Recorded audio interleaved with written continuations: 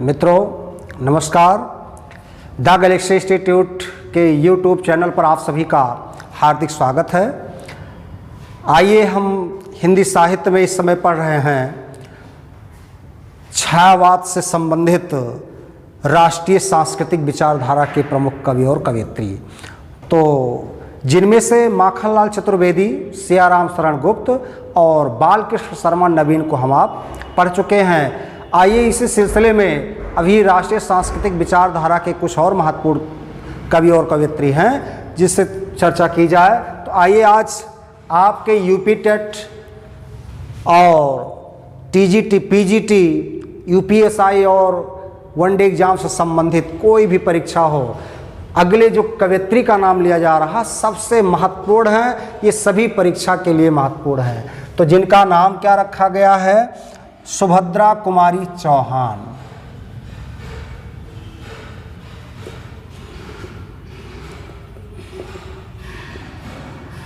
आइए आज हम लोग सुभद्रा कुमारी चौहान के विषय में पढ़ते हैं।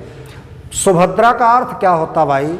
सुभद्रा, ध्यान दीजिएगा, भद्र माने कल्याण होता, भद्रा माने कल्याण करने वाली, सुंदर कल्याण, बहुत सही, करने वाली ऐसे कुमारी चौहान जी को हम क्या कहते हैं? सुभद्रा कुमारी चौहान। आइए चर्चा करते हैं इनके जन्म को लेकर के।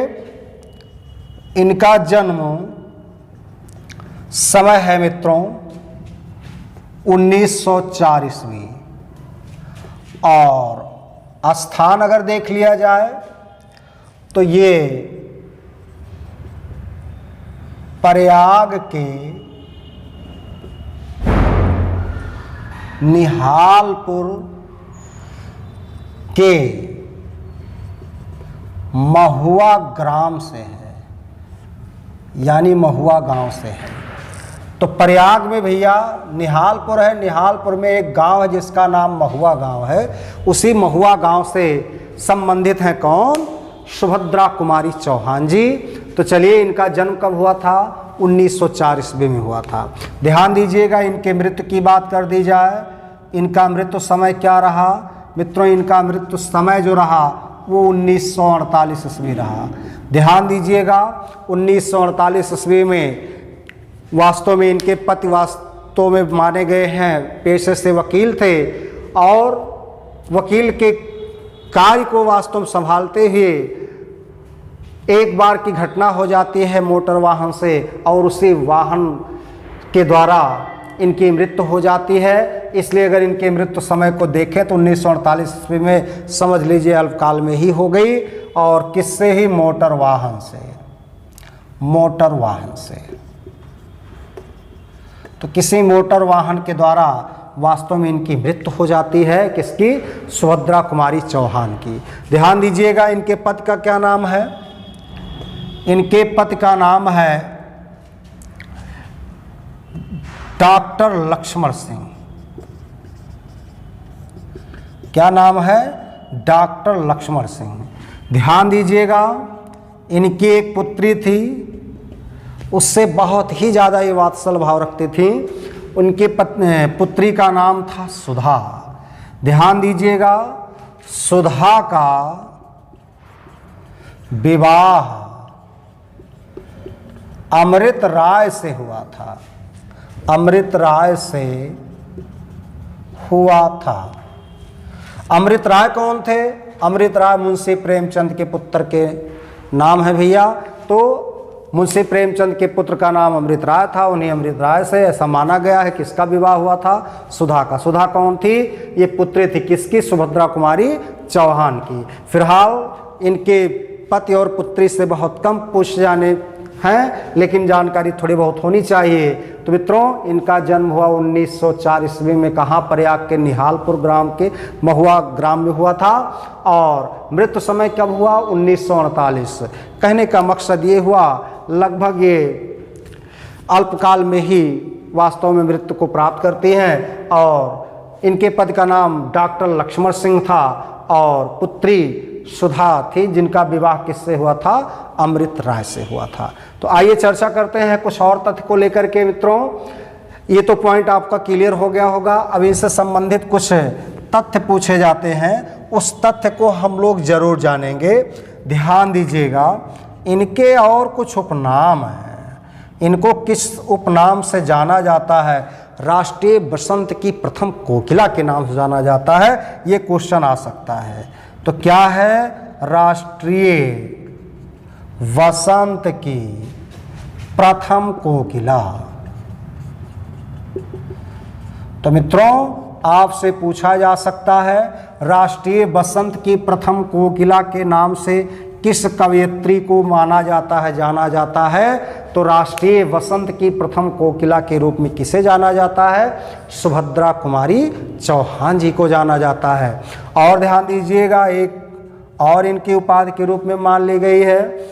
यह एक नाम से जानी जाते हैं लोकल सरोजिनी। लोकल सरोजिनी, ध्यान दीजिएगा, ये भी इनका एक उपनाम रखा गया है।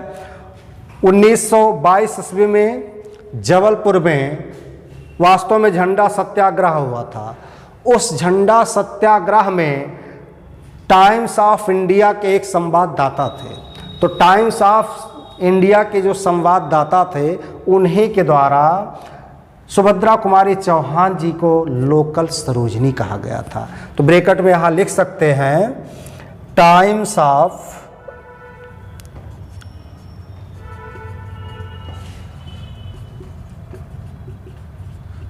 इंडिया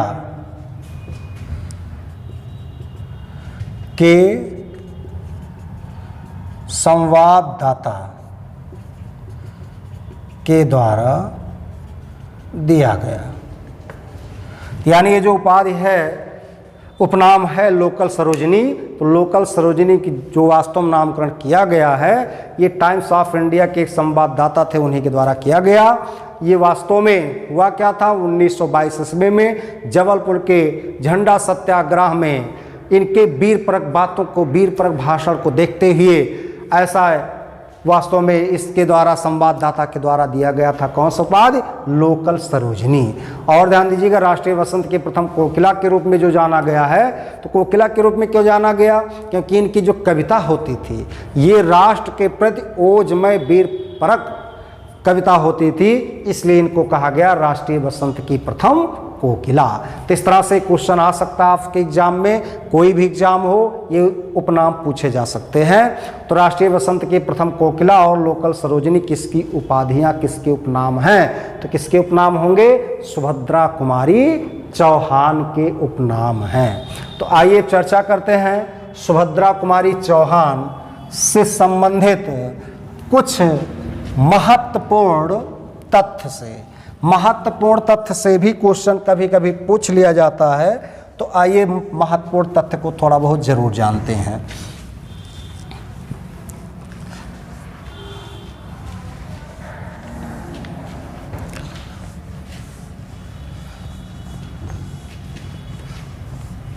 चलिए देखते हैं। अब तो अपेक्षा करता हूं अगर पूछ लिया जाए राष्ट्रीय वसंत की प्रथम कोकिला किस कवयित्री को कहा गया है, तो किस कवयित्री को कहा गया मित्रों? सुभद्रा कुमारी चौहान जी को कहा गया है। आइए इसी तथ्य के आधार पर और कुछ बातों को लिखते हैं हम आप। तो लिखते हैं सुभद्रा कुमारी चौहान से संबंधित मुख्य तथ्य। सुभद्रा कुमारी चौहान से संबंधित मुख्य तथ्य। पहला तथ्य देख लीजिएगा, सुभद्रा कुमारी चौहान की कविता में राष्ट्रीय चेतना, ब्रैकेट में लिख सकते हैं राष्ट्र प्रेम व पारिवारिक जीवन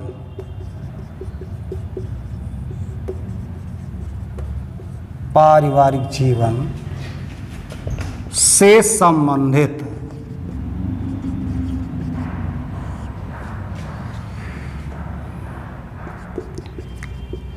गाथा का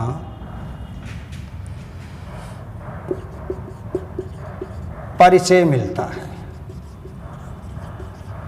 सुभद्रा कुमारी चौहान की कविता में पूछा जा सकता है, दो प्रकार की भावना सबसे ज़्यादा उपयुक्त होती हैं, राष्ट्रीय चेतना या राष्ट्र प्रेम से संबंधित कविताएं इनकी होती थी या पारिवारिक जीवन से संबंधित वास्तव में कविताएं होती थीं। कभी क्वेश्चन किया जा सकता है कि राष्ट्रीय चेतना या राष्ट्र प्रेम व पारिवारिक जीवन से संबंधित गाथा का या गौरव गाथा का परिचय किसकी कविताओं से मिलता है? किसकी कविताओं से? सुभद्रा कुमारी चौहान की। बहुत ही महत्वपूर्ण है मित्रों ये बात। आइए अगले पॉइंट की ओर चलते हैं। दूसरा पॉइंट क्या कह रहा है? इनकी प्रथम कविता, ध्यान दीजिएगा, बहुत ही महत्वपूर्ण है। इनकी प्रथम कविता नीम है। क्या है? नीम। सुने होंगे, बड़ी औषधीय लकड़ी भी है और ध्यान दीजिए इसके बीज भी बड़े औषधीय, इसके तेल भी बड़े औषधीय होते हैं, इसकी पत्ती भी बड़ी औषधीय होती है। तो भैया नीम जो आप देखे हैं, आपके भारत के मान चलिए सबसे कीमती लकड़ी मानी जाती है, ना तो इसमें कीड़े मकोड़े लगते हैं और औषधीय गुणों से युक्त होती है। तो भैया नीम इनकी प्रथम कविता है। क्या है? कविता है, जिसको इन्होंने 1913 ईस्वी में लिखा था। अब ध्यान दीजिएगा, अगर यही क्वेश्चन थोड़ा घुमा के पूछ लिया जाए कि राष्ट्रीय चेतना से संबंधित या राष्ट्र भावना से संबंधित प्रथम कविता कौन है, तो उसका नाम सैनिक हो जाएगा। तो यहां पर लिख सकते हैं, परंतु राष्ट्रीयता से संबंधित प्रथम कविता सैनिक है। ध्यान दीजिएगा, इसकी रचना इन्होंने 1919 ईस्वी में किया था, अर्थात जलियांवाला सुने होंगे कांड, उसी समय लिखा गया सैनिक। अब तो आपको विश्वास हो गया होगा, अगर क्वेश्चन पूछा जाए कि सुभद्रा कुमारी चौहान की प्रथम कविता कौन है, तो प्रथम कविता क्या बताएंगे मित्रों? नीम है। लेकिन राष्ट्रीयता से संबंधित प्रथम कविता कौन है, तब वहां सैनिक हो जाएगा। देखिए भी एक पॉइंट और है, ये क्या कह रहा है? सुभद्रा कुमारी चौहान की, यहां क्या कर देंगे, का प्रथम काव्य संग्रह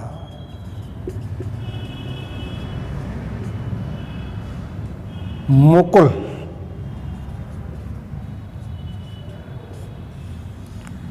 मुकुल है। ध्यान दीजिएगा इस पॉइंट को लेकर के, इसको यहां लिख देते हैं।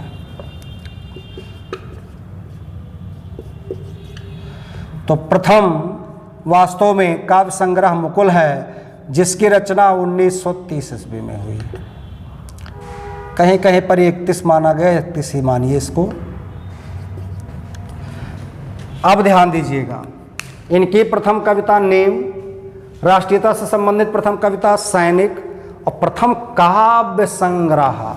जब काव्य संग्रह पूछा जाएगा तो काव्य संग्रह क्या है? मुकुल है। यहाँ से भी क्वेश्चन आपके लिए बहुत ही महत्वपूर्ण है। ये क्वेश्चन फिक्स किए जाते कभी कभी कि सुभद्रा कुमारी चौहान का प्रथम काव्य संग्रह क्या है, कविता क्या है प्रथम, राष्ट्रीयता से संबंधित प्रथम कविता क्या है, और पूछा जा सकता है कि वास्तव में राष्ट्रीय वसंत की प्रथम कोकिला किस कवयित्री को कहा गया है।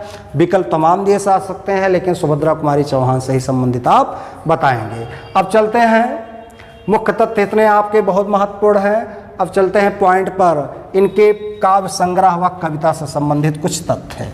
तो आइए चर्चा करते हैं रचना से।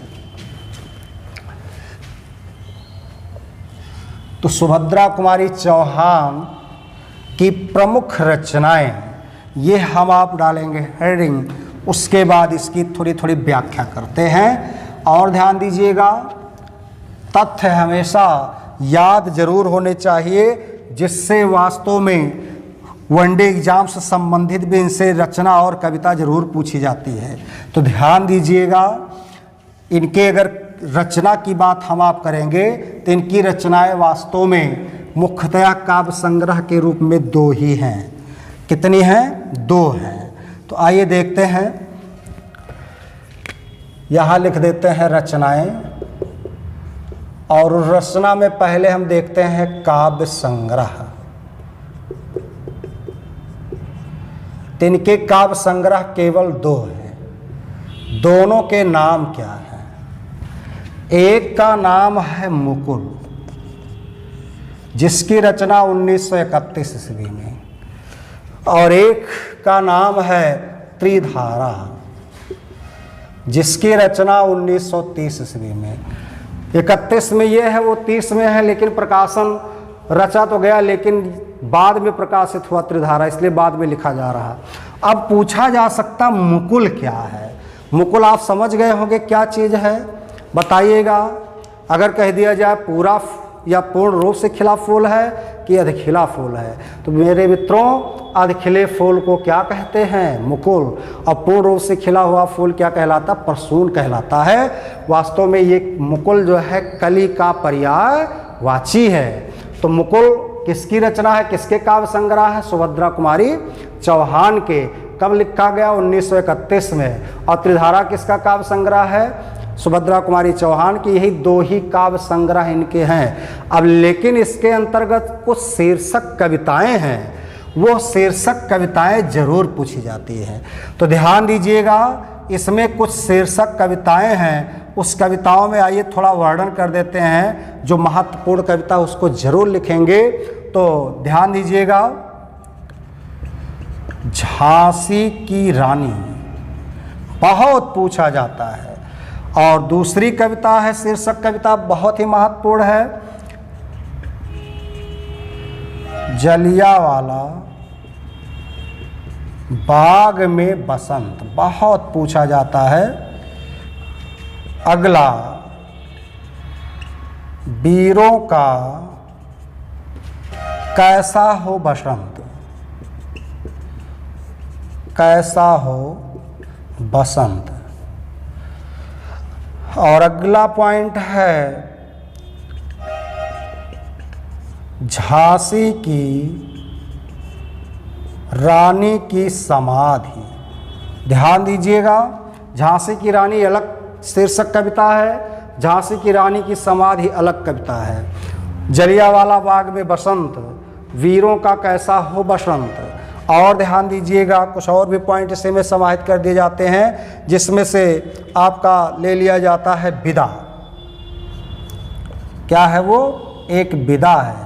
ये भी क्वेश्चन बहुत ही महत्वपूर्ण है। वास्तव में ये सब राष्ट्रीय परक भावना से संबंधित कविताएं हैं, यहाँ से पूछे जा सकते हैं आपके एग्जाम से लेकर के।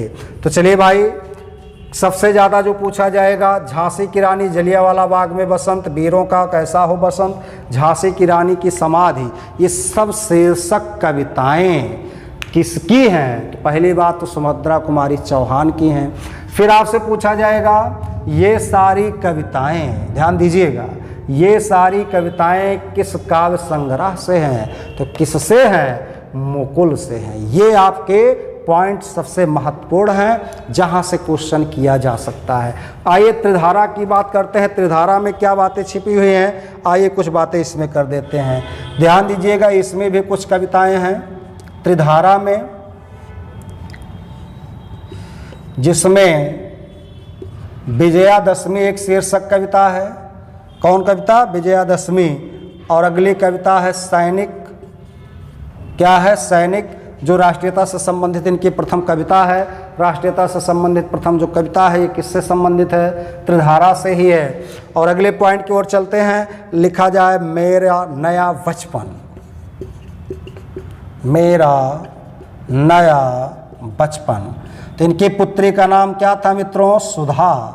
उसी सुधा के वात्सल्य में डूब करके बताइए, पारिवारिक जीवन का इन्होंने आनंद लिया, वात्सलता का आनंद लिया, तब इन्होंने एक कविता लिखा, मेरा नया बचपन। तो मेरा नया बचपन जो शीर्षक कविता है, किसके अंतर्गत है? त्रिधारा के अंतर्गत है। तो अपेक्षा करता हूं मित्रों कि मुकुल, त्रिधारा, यही सबसे ज़्यादा पूछा जाता है। ये कोई भी एग्जाम हो, वेरी इंपॉर्टेंट, वास्तव में काव्य संग्रह है, जिसके अंतर्गत ये सारी शीर्षक कविताएं हैं। त्रिधारा के अंतर्गत ये आपकी शीर्षक कविताएं हैं जो मुख्यतया मानी जाती हैं। तो ये हो गई इनके प्रमुख काव्य संग्रह। तो आइए अब चर्चा करते हैं इनके प्रमुख कहानी संग्रह संबंधित है। तो ये रहा काव्य संग्रह। अगला पॉइंट लेकर चलते हैं कहानी संग्रह की ओर। तो आइए कुछ कहानी संग्रह से भी बात कर लेते हैं। तो चलिए, चर्चा पर चर्चा होनी चाहिए। अब आपसे एक क्वेश्चन कर दिया जाए कि बताइए सुभद्रा कुमारी चौहान वास्तव में लोकल सरोजनी किसने कहा था। तो वास्तव में अगर पूछ लिया जाए क्वेश्चन तो इसका आंसर आपके द्वारा दिया जाना चाहिए। तो क्या देंगे, तो वास्तव में लोकल सरोजनी कहा जाएगा। किसके द्वारा, टाइम्स ऑफ इंडिया के संवाददाता के द्वारा। तो चलिए अब चर्चा करते हैं प्रमुख कहानी संग्रह। प्रमुख कहानी संग्रह, तो ध्यान दीजिएगा इनके प्रमुख 3 ही कहानी संग्रह हैं। कहानी वहानी से क्वेश्चन बहुत कम पूछे जाते हैं, जैसे बिखरे मोती,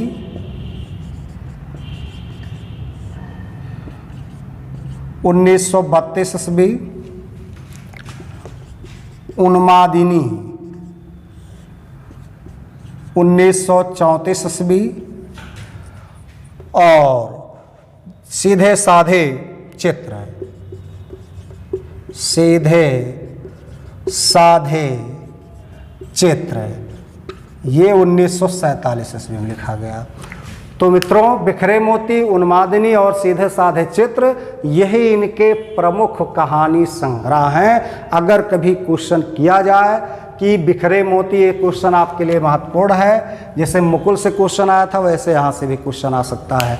तो बिखरे मोती, उन्मादिनी, सीधे साधे चित्र, ये इनके प्रमुख कहानी संग्रह हैं। तो अपेक्षा करता हूँ कि ये सारे पॉइंट आप लोग देख ले होंगे। अब ध्यान दीजिए, इनसे संबंधित इतने ही पॉइंट मेन हैं जो आपके किसी भी एग्जाम से संबंधित हो सकते हैं, बहुत ही महत्वपूर्ण हैं। अब देखिए फटाफट आपसे क्वेश्चन कर दिया जाए कि बताइए इनके प्रमुख काव्य संग्रह कितने थे। तो 2, मुकुल और त्रिधारा। कहानी कितने, 3। कौन कौन पूछा जा सकता आप सबसे, तो इस तरह से कहानी में 3 के नाम ले लिए जा सकते हैं, बिखरे मोती, उन्मादिनी और सीधे साधे चित्र। अब ध्यान दीजिएगा, सुभद्रा कुमारी चौहान की प्रमुख पंक्ति कभी कभी पूछ लिया जाता है। तो आइए इनकी द्वितीय पंक्ति मेन है जहां से क्वेश्चन आ सकता है। मैं बचपन को बुला रही थी, बोल उठी बिटिया मेरी। कितनी प्यारी पंक्ति है। मैं बचपन को बुला रही थी, बोल उठी बिटिया मेरी। और अगले पॉइंट में नंद नवल सी, नंद नवल सी, नंद नवल सी फूल उठी, नंद नवल सी फूल उठी वह छोटी सी कुटिया मेरी, वह छोटी सी कुटिया मेरी।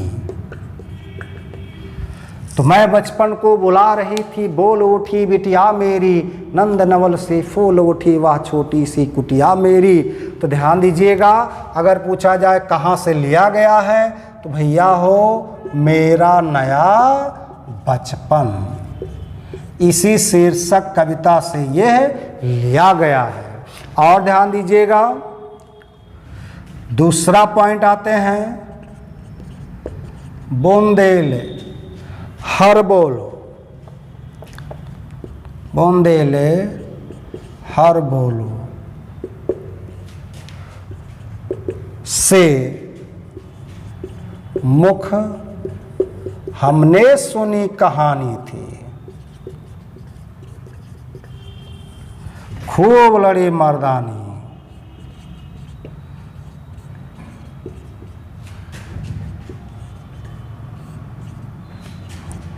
वह तो झांसी वाली रानी थी।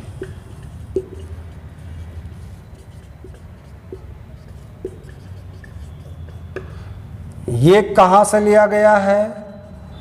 ये झांसी की रानी कविता से। यही दो ही कविताएं इनसे महत्वपूर्ण हैं जहाँ से क्वेश्चन किया जा सकता है। तो मैं बचपन को बुला रही थी, बोल उठी बिटिया मेरी, नंद नवल सी फूल उठी वह छोटी सी कुटिया मेरी, बुंदेले हर बोलो से मुख हमने सुनी कहानी थी, खूब लड़ी मर्दानी वह तो झांसी वाली रानी थी। यही दो ही पंक्तियां इनसे अति महत्वपूर्ण है जहां से क्वेश्चन कभी उठाया जा सकता है। तो मित्रों, अपेक्षा करता हूं कि सुभद्रा कुमारी चौहान से संबंधित बातों को आप समझ गए होंगे और इनके जीवन परिचय से संबंधित बातों को आप समझ गए होंगे। अगर यहाँ से कभी क्वेश्चन आए तो आप इस क्वेश्चन को हमेशा के लिए बता सकते हो और याद भी कर सकते हो, क्योंकि वीर राष्ट्रीयता के भावना के प्रति आधुनिक युग में यह अकेली राष्ट्रीयता की कवयित्री मानी गई है जहाँ से क्वेश्चन कभी कभी किया जाता है।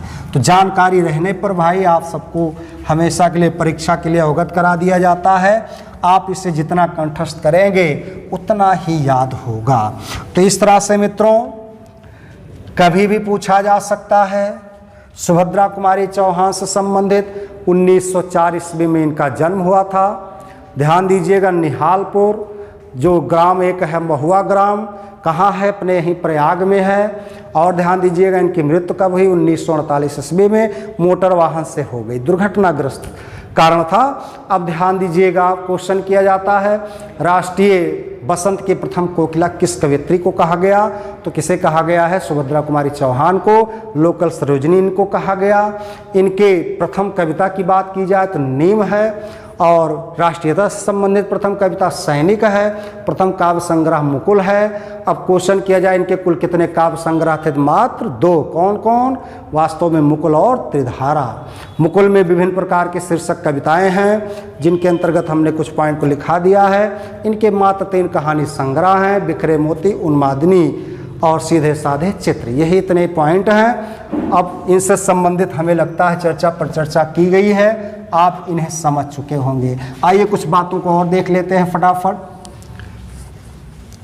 ये क्वेश्चन कभी भी आपसे पूछा जा सकता है, इसीलिए लिखाया जा चुका है ताकि आप समझ जाएं। चलिए अगले पॉइंट पर चलते हैं। सोहनलाल द्विवेदी।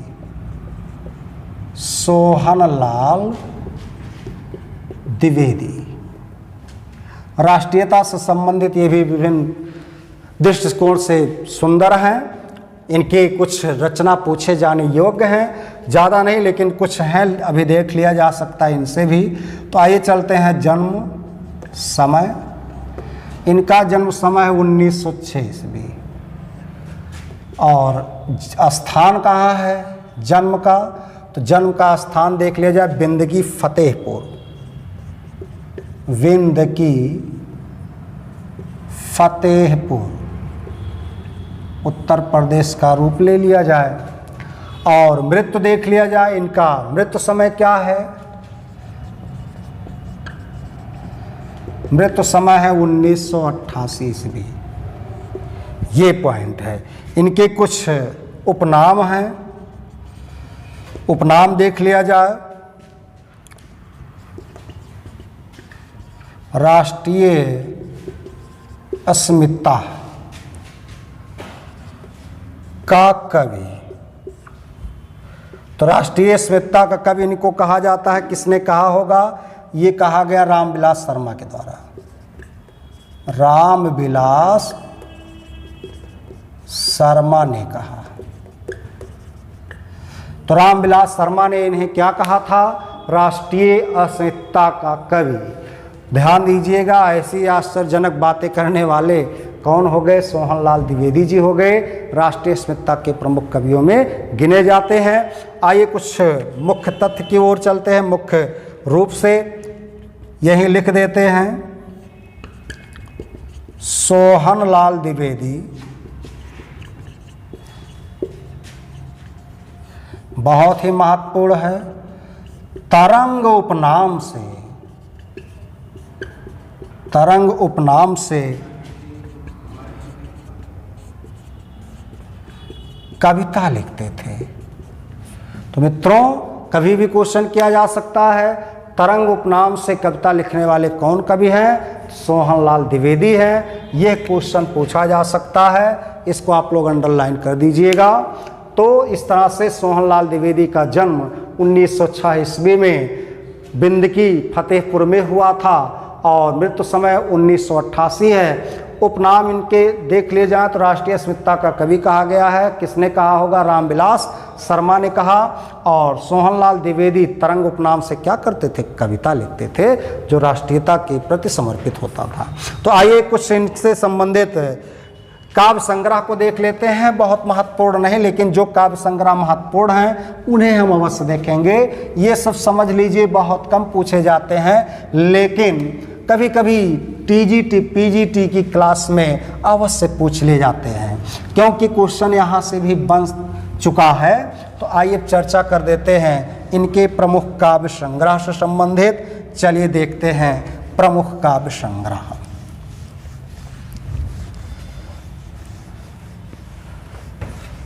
तो सोहनलाल द्विवेदी के प्रमुख काव्य संग्रह, आइए कुछ प्रमुख काव्य संग्रह को देख लेते हैं। भैरवी,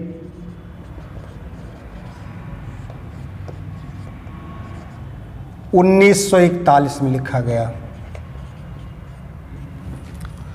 अगला वासव दत्ता, 1942 में लिखा गया। अगला पॉइंट कुणाल, 1943 में लिखा गया। और पॉइंट जो महत्वपूर्ण है देख लिया जा सकता है।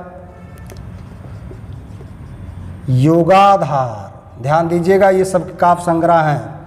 चाहे युगाधार हुआ, चाहे इसी पॉइंट में वासंती ले लेंगे, सब अलग अलग हैं। और चाहे ले लिया जाए इसी में चित्रा। इन तीनों काव्य संग्रह की रचना केवल 1944 ईस्वी में हुआ था। तीनों अलग अलग हैं काव्य संग्रह। कौन कौन? युगाधार, वासंती और चित्रा। युगाधार, वासंती और चित्रा।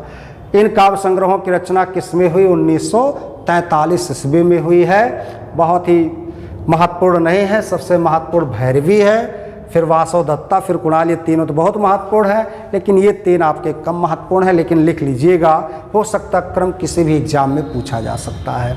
और ध्यान दीजिएगा, अगला है पूजा गीत। पूजा गीत, इसकी रचना 1945 ईस्वी में। और ध्यान दीजिएगा, इससे संबंधित और एक है विषपान। विषपान यह भी 1945 ईस्वी में लिखा गया। अब ध्यान दीजिए, बहुत आसान तरीका हो जा रहा है आपके लिए। भैरवी 41, वासव दत्ता 42, कुणाल 43, कितने सरल ईस्वी में हो गए। युगाधार, वासंती, चित्रा 44 में हो गए। तीनों अलग अलग काव्य संग्रह है।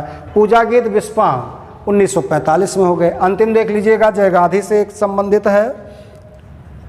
जयगाधी,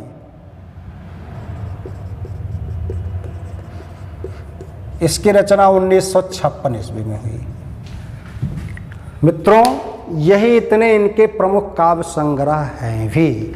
भैरवी एक प्रातःकालीन गाया जाने वाला गीत भी है, जहाँ से क्वेश्चन पूछा जा सकता है। ये थोड़ी बात कर लेते हैं कि भैरवी में किस तथ्यों का वर्णन हुआ है। चलिए चर्चा कर लेते हैं। इसमें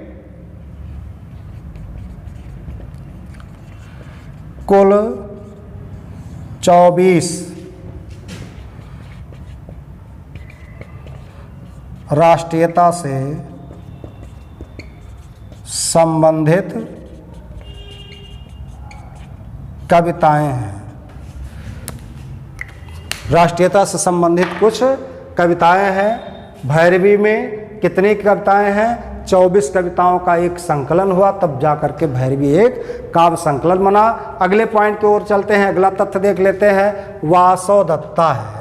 वासव दत्ता में देख लेते हैं क्या बातें हैं। इसमें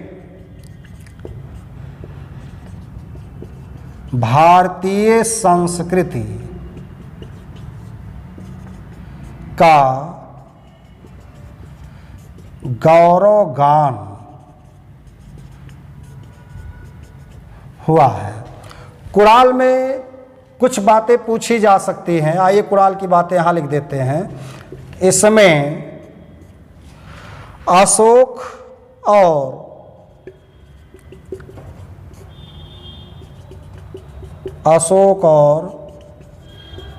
तिस्रक्षिता से संबंधित काव्य है। तो अशोक और तिस्रक्षिता से संबंधित जो भी कुछ कविताएं लिखी गई हैं वो किसमें लिखी गई हैं? कुणाल में। ध्यान दीजिएगा, युगाधार का तात्पर्य क्या है, युगाधार में क्या बातें छिपी है, वासंती, चित्रा, सभी आपके देश प्रेम से संबंधित कविताएं हैं। हाँ, पूजा गीत से क्वेश्चन किया जाता है, तो पूजा गीत से क्वेश्चन अगर किया जाए तो पूजा गीत को हम यहाँ लिख दे रहे हैं। पूजा गीत में क्या बातें छिपी हुई है? ध्यान दीजिएगा, इसमें यानी यह महात्मा गांधी यानी गांधी के 77वें जन्म दिवस के रूप में लिखा गया। यानी इनका जो 77वां जन्म दिवस पड़ता है, उसी पर जो भी हार्दिक कविता लिखी जाती है वो किसमें लिखी जाती हैं? पूजा गीत में लिखी जाती हैं। जय गांधी में केवल राष्ट्रीयता से संबंधित, गांधीवाद से संबंधित कविताएं लिखी जाती हैं। सबसे ज़्यादा जो पूछा जाता है, मैंने कहा भैरवी, वासोदत्ता, कुणाल। फिर अगले पॉइंट में पूजा गीत और जय गांधी, यही इतने सोहनलाल द्विवेदी संबंधित काव्य हैं जिनसे क्वेश्चन कभी कभी किया जाता है। तो ध्यान रहे, इनका 2 समाचार पत्र है। आइए 2 समाचार पत्र भी लिख देते हैं। तो अपेक्षा करता हूँ भैरवी, वासोदत्ता, कुणाल, युगाधार, पूजा गीत, जय गांधी और वासंती, चित्रा व विस्पान संबंधित जो भी काव्य संग्रह हैं हमने क्रमोक्त लिखा दिए। तो आइए चर्चा करते हैं, इनसे संबंधित कुछ पत्र हैं। तो आइए कुछ समाचार पत्र हैं, पत्रों से भी क्वेश्चन कभी कभी पूछ लिया जाता है। तो छोटे छोटे पत्रों को अभी से हम लोग लिखना पढ़ना शुरू कर देंगे। तो जब पत्र पढ़ाएंगे तो वहाँ भी आपको ये सब मिलेंगे और चर्चा पर चर्चा वहाँ से भी हो जाएगी। तो चलिए चलते हैं सोहनलाल द्विवेदी के प्रमुख पत्र। तो एक सबसे महत्वपूर्ण पत्र है जिसके बारे में क्वेश्चन किया गया है, जिसका नाम है अधिकार। तो आइए अधिकार पत्र को देखते हैं, इसको इन्होंने कहाँ से निकाला था। तो चलिए, एक महत्वपूर्ण पत्र है अधिकार। तो इनके प्रमुख पत्र देखते हैं जिनमें है अधिकार। 1936 से 1942 ईस्वी के मध्य प्रकाशित हुआ। यह पत्र दैनिक समाचार पत्र है जिसे लखनऊ से प्रकाशित किया गया। कहाँ से किया गया मित्रों? लखनऊ से। तो अधिकार एक इनका समाचार पत्र कभी पूछा जा सकता है। 1936 से 1942 ईस्वी के मध्य यह दैनिक पत्र समाचार पत्र जो है लखनऊ से प्रकाशित किया गया। तो इस तरह से एक अंतिम पत्र है। आइए दूसरे पत्र की बात करते हैं जिसका नाम बाल सखा है। क्या नाम है? बाल सखा। इस पत्र का प्रकाशन भी 1944 ईस्वी से 1946 ईस्वी के मध्य हुआ। इसका भी प्रकाशन वहीं से हुआ था। तो इस तरह से बाल सखा तो कम, लेकिन अधिकार पूछा जा सकता है किसका समाचार पत्र है। तो ये हो गए इनके समाचार पत्र। अपेक्षा करता हूं कि आप सुभद्रा कुमारी चौहान, सोहनलाल द्विवेदी को समझ गए होंगे। कल बहुत ही अद्वितीय कवि हैं जिनका नाम है रामधारी सिंह दिनकर। यहाँ से क्वेश्चन जैसे सुभद्रा कुमारी चौहान से पूछे जा सकते हैं, वैसे रामधारी सिंह दिनकर से पूछे जा सकते हैं। तो कल अगली क्लास में हम पढ़ेंगे दिनकर जी को। तब तक के लिए धन्यवाद। आप लोग वीडियो को पढ़ें और समझें। समझ में आ रहा हो तो लाइक, सब्सक्राइब, शेयर जरूर करें। धन्यवाद।